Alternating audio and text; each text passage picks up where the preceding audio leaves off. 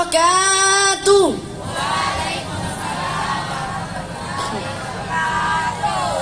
Alhamdulillahi rabbil alamin.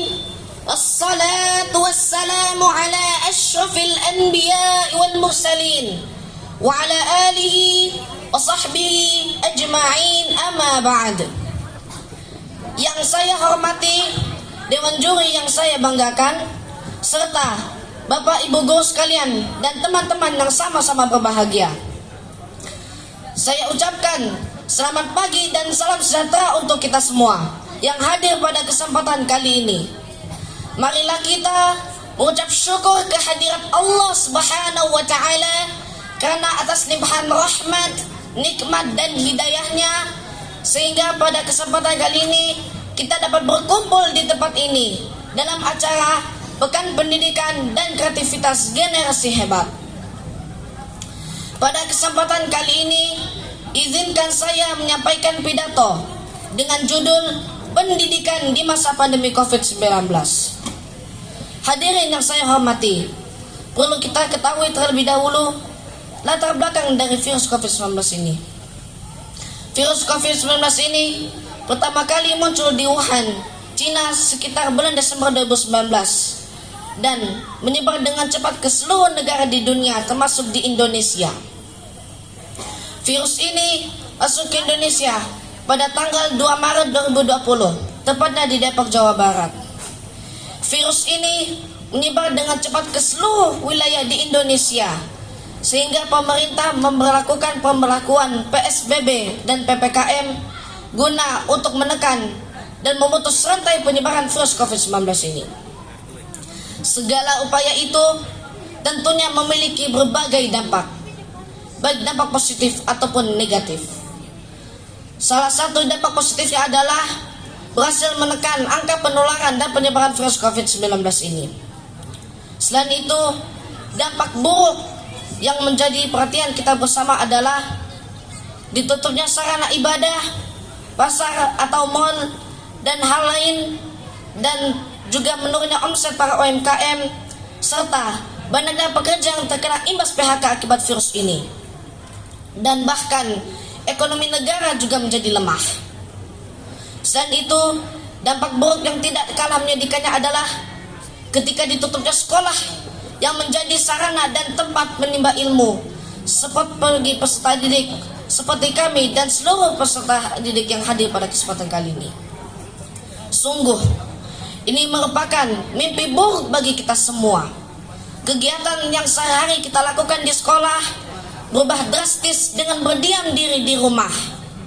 Namun, semua upaya ini dilakukan pemerintah guna untuk menjaga rakyatnya dari penularan dan penyebaran virus COVID-19 ini, agar tidak ada lagi korban jiwa yang berjatuhan di masyarakat. Hadirin yang saya hormati, upaya selanjutnya yang ditempuh pemerintah, utamanya dalam dunia pendidikan setelah sekolah ditutup, adalah ketika pembelajaran dilakukan secara daring atau online. Seperti yang kita ketahui, pembelajaran daring atau online adalah pembelajaran yang dilakukan tanpa melakukan tatap muka secara langsung di sekolah, akan tetapi melalui aplikasi pembelajaran dan jejaring sosial seperti Google Classroom, WhatsApp, Google Meet, dan lain sebagainya dengan terhubung ke jaringan internet. Namun, segala pembelajaran daring atau online ini tidak semudah yang kita bayangkan. Banyak sekali tantangan dan kendala yang dihadapi oleh peserta didik. Yang pertama, tidak semua peserta didik memiliki handphone, memiliki laptop, atau jaringan internet, dikarenakan setiap peserta didik memiliki orang tua yang memiliki kemampuan ekonomi yang berbeda-beda.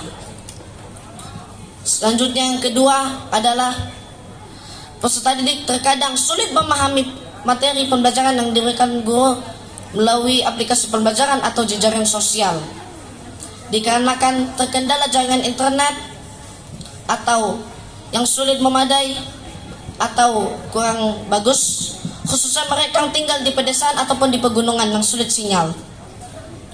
Dan bahkan materi yang diberikan oleh guru berupa file foto atau PDF dan video, terkadang peserta didik jenuh dan bosan karena dirasa kurang efektif. Namun, tidak sedikit peserta didik tetap semangat belajar dengan mencari informasi pembelajaran atau materi pembelajaran melalui media online lainnya. Selain itu, dampak buruk yang banyak terjadi di kalangan peserta didik dan pembelajaran daring atau online ini adalah seperti yang kita ketahui, peserta didik terlalu lama berinteraksi dengan handphone mereka, sehingga mereka tidak mampu menolak godaan untuk mengakses aplikasi atau situs lain yang tidak berhubungan dengan pembelajaran. Bahkan tidak sedikit peserta didik kecanduan game online atau offline yang membuat mereka lupa waktu dan malas untuk belajar, dan masih banyak dampak buruk lainnya. Namun, kita tidak boleh menutup sebelah mata saja. Selain dampak buruk yang terjadi pada pembelajaran daring atau online ini, ternyata dampak positif juga mengikuti dari pembelajaran daring ini. Seperti contohnya adalah peserta didik dapat belajar di mana saja dan kapan saja, dan membangun belajar secara mandiri.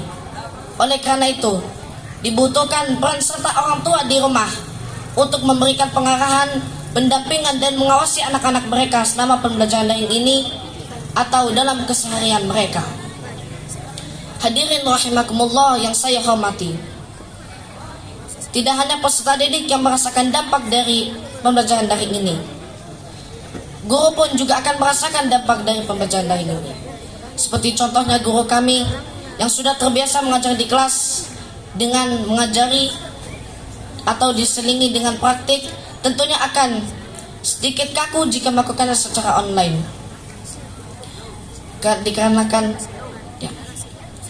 Selain itu, dampak positifnya adalah guru kami akan merasa tertantang pada kondisi pembelajaran tersebut, sehingga muncul inovasi baru dan kreativitas dari pembelajaran daring ini, apapun itu. Namun sekarang seperti yang kita rasakan, hadirin, kita sudah bisa kembali ke sekolah untuk belajar kembali bersama, meskipun dalam situasi PTM terbatas dengan mematuhi protokol kesehatan.